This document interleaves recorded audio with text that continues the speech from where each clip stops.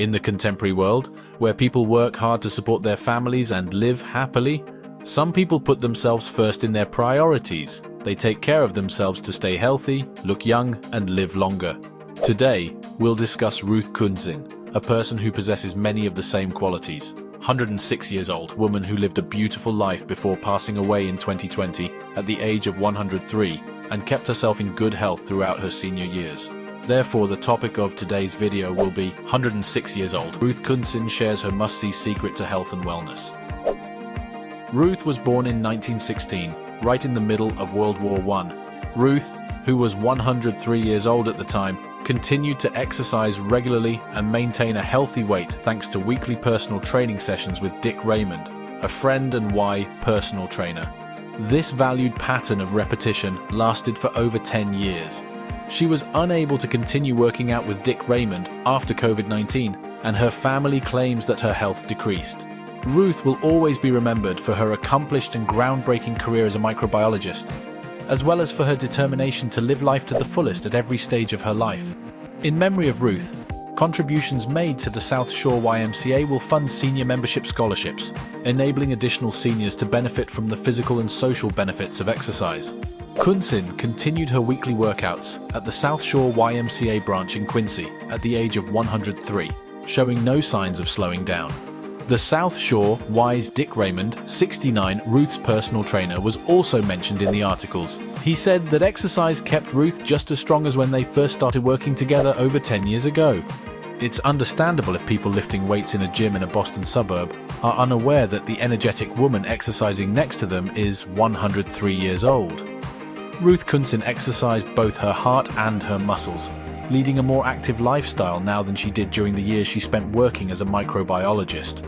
She only reluctantly retired in her 80s. She was single, enjoyed going out, and went to the gym every Friday with a personal trainer. Kundsin characterized herself as having a positive, upbeat, and joyful outlook on life. She claimed that if something bothers her, she moves on. Having something to look forward to is crucial. Life is depressing and boring if you don't have anything to look forward to. However, it appears that I always have something to anticipate, and if there isn't, I create it. Like I throw a party, Kundsin said. No matter how miserable I feel right now, I know that in a short while I'll be feeling pretty good. I don't really spend much time worrying about anything. Kundsin smoked cigarettes for a long time before quitting in her 70s, in contrast to many of the centenarians today has profiled. She claimed that despite this, she hasn't experienced any severe health issues like cancer or heart disease. She didn't begin using a walking stick until the past year because of balance problems. In terms of her diet, Kundsin does nothing special aside from not eating beef. She now eats cereal for breakfast with lots of fruit on top after being influenced by Raymond's advice, and has begun to avoid sugar after a lifetime of enjoying desserts. Every night she drank a glass of wine, not because she enjoyed it, but because she thought it was healthy. According to studies of individuals who reached the age of 90 or older, those who drank moderate amounts of alcohol outlived those who abstained. At a time when women were expected to stay at home and care for their children, Kundsin felt dedicated to her work as a scientist and insisted on continuing to do so, upsetting her family. She faced intense scrutiny from her neighbors because she was the first mother to work in her community. Even Kundsin's husband opposed her working, but she got what she wanted.